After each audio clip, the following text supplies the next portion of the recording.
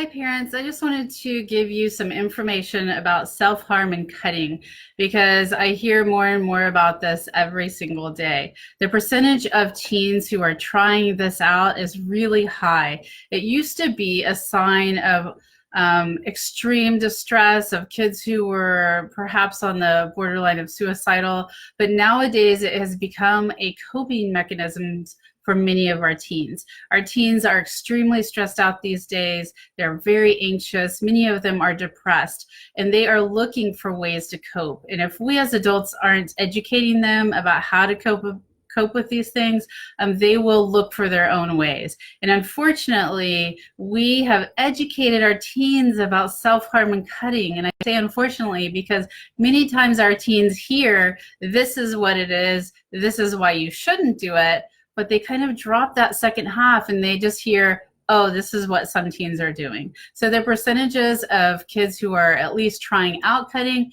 is very high. And again, they're doing that as a way to cope with anxiety and stress. Now, here's what you should know. If you find out that your teen is cutting, don't panic and don't get angry. I know that that may be your first reaction, but what you have to do is stay calm so that you can help your teens through this. And for those of you who aren't very familiar with cutting or self-harm, most of the time what kids are doing is they're taking a sharp object and they're cutting themselves, oftentimes on their wrists, oftentimes in their inner thighs, on their ankles.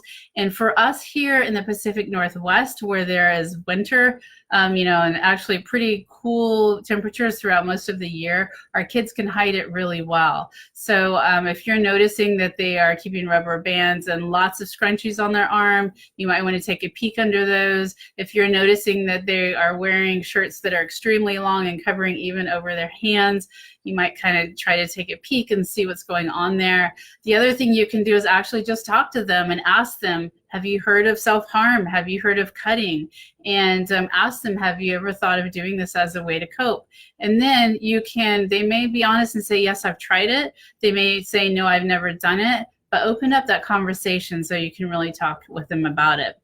Now, if you do find out that your child has been cutting, take a deep breath and remember that this is a cry for help.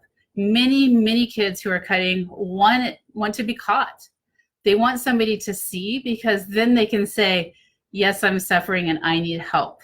So just remember that piece of it. And so for whatever reason, anger seems to be at the forefront when parents find out, because it's just so like, why are you doing this? You're my child. I love you. Why are you hurting yourself? So remember that it's a cry for help.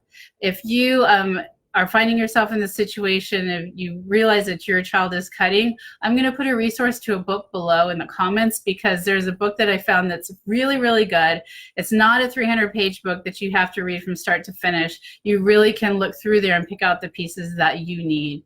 And the first step, of course, if you learn that your child is cutting or self-harming in any way, the first step is to be there and to be understanding and let them know that you're going to help them to get the support they need to get through the emotional struggles that they are experiencing, because they are really looking to you or other adults to support them and to help them figure out a different way to cope. That's really what they need. So I hope you find this helpful. Please let me know in the comments if you have any questions. If you would like to, let me know privately, then you can DM me or you can email me. Either way, I'm happy to help.